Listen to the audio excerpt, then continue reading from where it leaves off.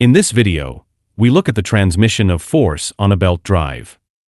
The central equation for the mathematical description of force transmission is the so-called belt friction equation, which we have discussed in detail in the linked video. The belt friction equation describes the relationship between the forces at the two ends of a rope or belt in the static limit case when it is wrapped around an object, such as a pulley. Let's look again at the situation where a belt is wrapped around a pulley. The pulley is initially fixed with a screw and therefore cannot rotate. We now apply a certain force to the right-hand end of the belt. A significantly higher force can now be applied to the opposite side due to the frictional force acting between the belt and pulley, without the belt slipping over the pulley. In a figurative sense, the right-hand side corresponds to the slack side of a belt drive, while the left-hand side corresponds to the tight side. With a wrap angle of phi equals 180 degrees, a coefficient of friction of mu equals 0.3 and a force in the slack side of Fs equals 29.4 newtons, the belt friction equation gives a maximum tensile force of Ft max equals 75.5 newtons on the tight side, which could be applied without the belt slipping. As the tight side force in our case is only 49 newtons, the belt initially adheres to the pulley. In this static equilibrium, the tight side force Ft is in equilibrium with the counteracting force in the slack side Fs and the frictional force Ff. The frictional force is therefore equal to the difference between the tight side force and the slack side force. In the video on the belt friction equation, we have already derived the maximum possible frictional force that can be present between the belt and pulley before slippage occurs. It can be determined using the shown formula. Let us now consider the case where the pulley is not fixed as before, but can rotate. To do this, we loosen the screw with which the pulley was originally locked. As the belt adheres to the pulley, it pulls the pulley along with it and causes it to rotate. In this state, we now hold the pulley in place on its circumference. The force with which we need to hold the pulley in place is equal to the force with which the pulley is set in motion on its circumference. This force is called the circumferential force. In this case, the tight side force is in equilibrium with the slack side force and the circumferential force that we apply. The circumferential force is therefore the difference between the tight side force and the slack side force. As we have seen, this is equal to the frictional force acting between the belt and the pulley. The following conclusion can be drawn from this. The circumferential force with which the pulley is set in motion by the belt corresponds to the frictional force acting between the belt and the pulley. So note, the frictional force between the belt and pulley is used for power transmission and corresponds to the circumferential force with which the pulley is set in motion. The maximum transmittable circumferential force therefore corresponds to the maximum acting frictional force and can therefore be determined using the formula already stated for given slack side force. At higher circumferential forces or at higher tight side forces, the belt would then slip over the pulley. The resulting increased belt wear would cause the belt to fail very quickly. Slippage must therefore be avoided at all costs. At this point, the formula for the maximum circumferential force that can be transmitted is noteworthy because it shows that the circumferential force is directly determined by the slack side force Fs. This formula shows that a force must be present in the belt not only on the tight side, but also on the slack side in order for a force to be transmitted, even though this side does not actively pull the belt in the direction of rotation, but in principle counteracts the movement. The formula clearly shows that if there is no slack side force, no matter how great the tight side force may be, there will be no circumferential force and therefore no power transmission between the belt and the pulley. This may seem paradoxical at first, but it can be explained very clearly. If the force on the slack side is zero, this means that the belt has no tension. However, without tension there can be no contact pressure between the belt and the pulley and therefore no frictional force to transmit power. For this reason, the slack side of a belt drive must be kept under constant tension to prevent the slack side force from dropping. For more information on belt tensioning options, see the video on the basics of belt drives. So note, the maximum transmittable circumferential force can be increased by increasing the tension on the slack side, as this will press the belt more strongly against the pulley and result in higher frictional forces. Of course, the belt must not be overloaded. Maximum transmittable circumferential force can of course be expressed not only in terms of the existing slack side force, but also in terms of the acting tight side force. If the tight side force Ft is given, the slack side force must not fall below a certain minimum force Fs min, otherwise the belt tension will be too low and the belt will slip. By solving the equation for the minimum required slack side force, the formula shown is obtained. Using the formula for maximum circumferential force as the difference between the acting tight side force and the minimum required slack side force, the maximum transmittable circumferential force for a given tight side force can be calculated using the formula shown. In this context, the so-called yield factor K describes the maximum percentage of the existing tight side force Ft that can be used to transmit the circumferential force before slippage occurs. In our case, with a wrap angle of phi equals 180 degrees and a coefficient of friction of mu equals 0.3, we obtain a yield factor of K equals 0.61. This means that a maximum of 61% of the existing tight side force would be available for the circumferential force and therefore for the actual power transmission. In this case, the remaining 39% of the tight side force would be used to generate the slack side force to provide just enough belt tension to prevent the belt from slipping. The yield factor can be interpreted as an efficiency factor, which indicates how effectively the available belt tension could be used for power transmission in the static limit case of slippage. It should be noted that the yield factor depends only on the wrap angle and the coefficient of friction. While the coefficient of friction is usually the same for both pulleys, the wrap angle on the smaller pulley is usually smaller. This means that the smaller pulley, which is often the drive pulley, is decisive for the yield factor and the maximum possible power transmission.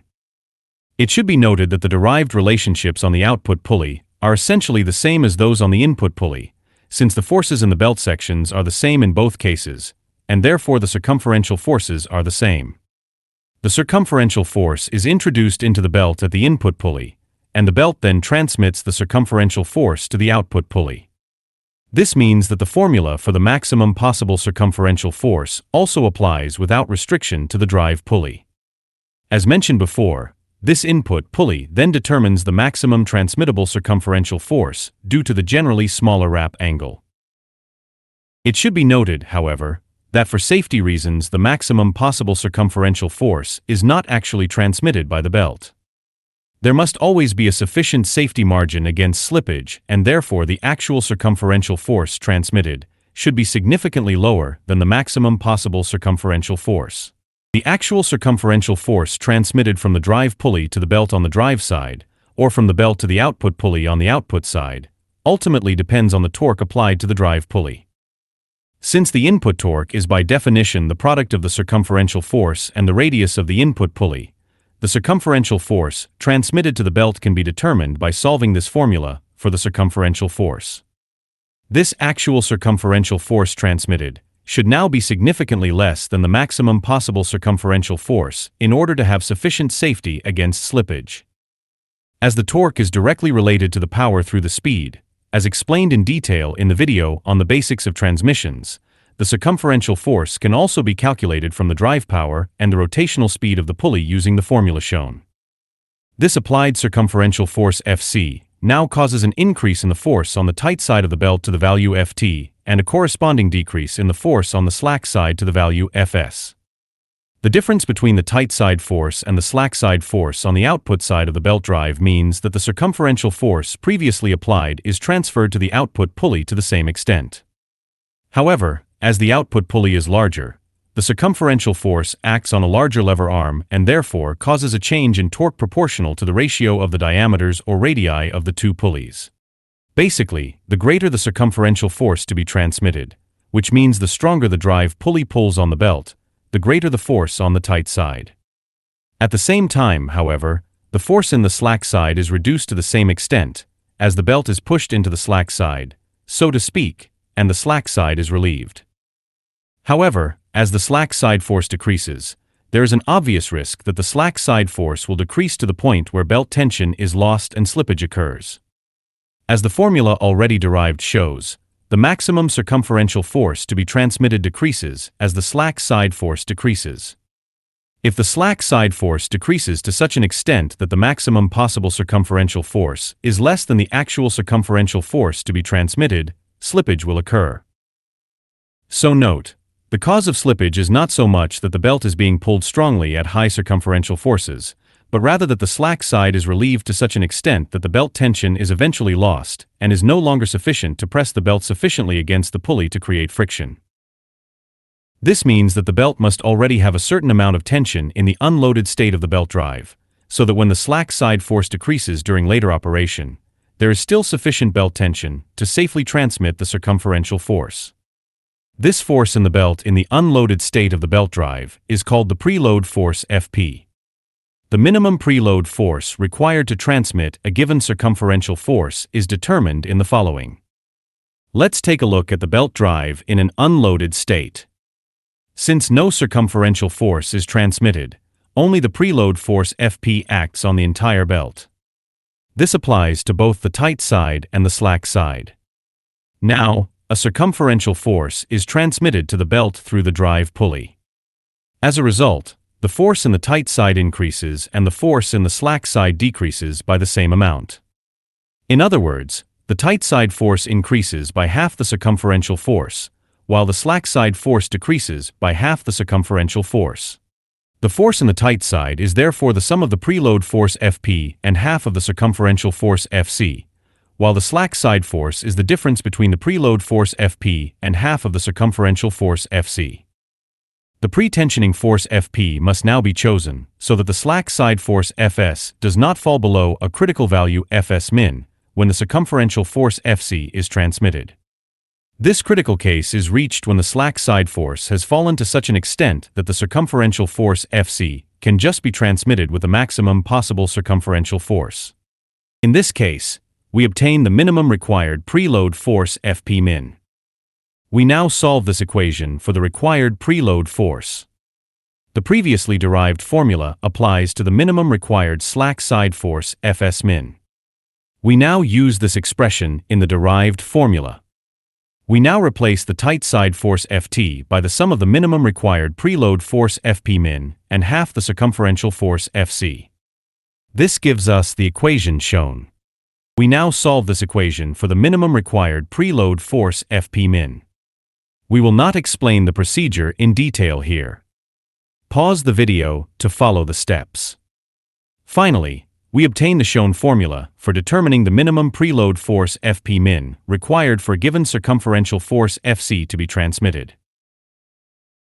This formula does not take into account centrifugal forces, which at high belt speeds reduce the contact pressure and thus the frictional force. In this case, the circumferential force can no longer be fully transmitted. To compensate for this effect, the belt must be additionally tensioned by the amount of the centrifugal forces occurring during operation. In this formula, V is the belt speed and M' is the belt mass per unit length. Since during subsequent operation the centrifugal force is compensated by the additional belt pre-tensioning, only the preload force Fp remains as a pressure-relevant effect, which is therefore also referred to as dynamic preload. In contrast, the static total preload force also takes into account the centrifugal force to be compensated, which only acts as additional contact pressure when the belt is at rest. A separate video takes a closer look at the centrifugal belt force and explains the derivation of the formula in detail. Basically, the higher the circumferential force to be transmitted and the higher the belt speed, the higher the total preload must be. However, excessive preloads should be avoided as they not only lead to high bearing loads, but also increase belt wear. In addition, high preloads allow only low circumferential forces to be transmitted, otherwise there is a risk that the belt will break under the high tension. In practice, the tension of the belt can be measured by the vibration of the belt and adjusted accordingly. This is done by striking the belt like a guitar string. The frequency at which the belt vibrates is called the natural frequency F. Just as the frequency of a guitar is determined by the tension of the string, the frequency of the vibrating belt is directly related to its tension. The more the belt is tensioned, which means the greater the preload force, the higher the frequency. The frequency of the vibrating belt is then measured with an optical measuring device. In addition to the total preload force Fp, The span L of the belt and the specific weight M' also affect the frequency, but these variables are usually known in advance. The preload force can then be determined from the measured natural frequency using the given formula. By solving this equation for the natural frequency, the required frequency for a given preload force can be determined as shown. Let's take a closer look at the power transmission between the pulley and the belt. You might think that the belt adheres to the pulley over the entire contact surface. In reality, however, the frictional forces do not act over the entire wrap angle, nor does the belt adhere to the pulley. In reality, the belt slides over the pulley in a limited area, and it is only in this area that power is transmitted by sliding friction, not static friction. However, this has nothing to do with the sliding slippage explained earlier, but is due to the stretching of the belt and is therefore referred to as elastic slippage. Elastic slip has already been explained in detail in the video on the basics of belt drives. I strongly recommend that you watch that video first. Let's take another look at the belt as it is wrapped around an output pulley, which is initially locked in place. We hold one end of the belt by hand and apply a certain force to the other end, keeping this tight side force well below the maximum possible force before slippage occurs.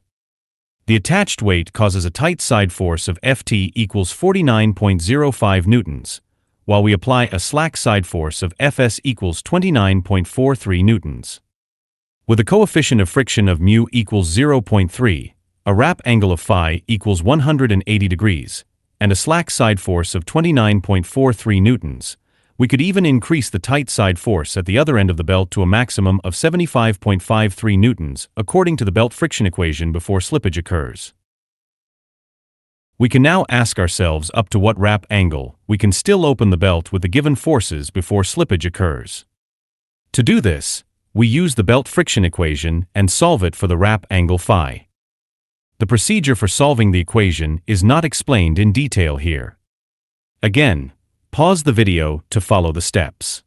You will end up with the shown formula to determine the minimum required wrap angle for the given belt forces Ft and Fs and a given coefficient of friction mu. With the given belt forces, we get a wrap angle of about 98 degrees. Therefore, we could open the belt up to a wrap angle of 98 degrees before slippage occurs at smaller angles. In the rear area, the belt is simply resting on the pulley with no friction between the belt and the pulley. Therefore, we can put the belt back on the pulley without any friction at all. The actual power transmission by static friction between the belt and the pulley only takes place within the first 98 degrees. So note, with a fixed pulley, the belt does not adhere completely to the pulley, but only within a certain range, which can be determined for given belt forces using the belt friction equation. Now let us look at the force in the belt as it wraps around the pulley. Obviously, the belt force must decrease from the tight side force of 49.05 newtons to the slack side force of 29.43 newtons as it wraps around the pulley.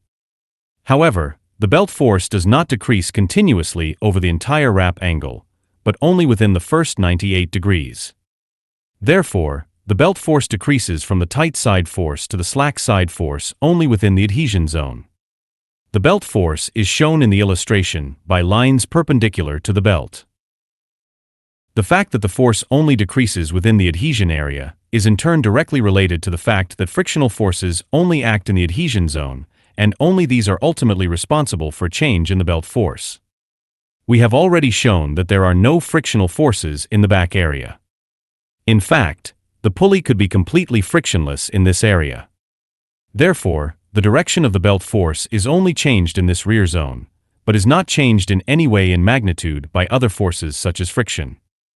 So note, the belt force only decreases from the tight side force to the slack side force within the adhesion zone. In the remaining wrap area, the belt force remains constant at the value of the slack side force. Now let us consider the fact that a belt is not rigid, but has a certain elasticity.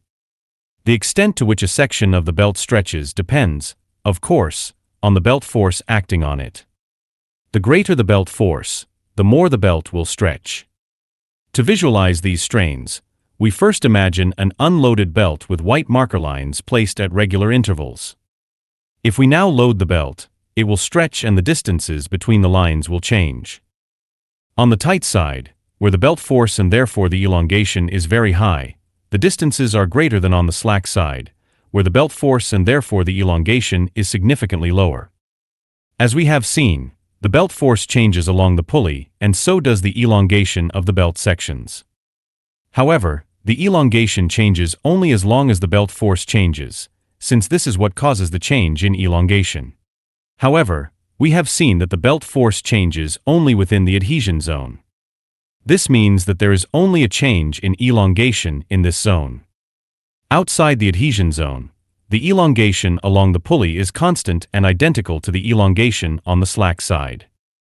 The fact that the elongation of the belt changes within the adhesion zone has far-reaching consequences. In the static case we just looked at, where the pulley does not rotate, the belt actually adheres to the pulley. However, this changes when we remove the screw and allow the pulley to rotate. The belt is then permanently stretched within the supposed adhesion zone by the increasing belt force as it rotates with the pulley.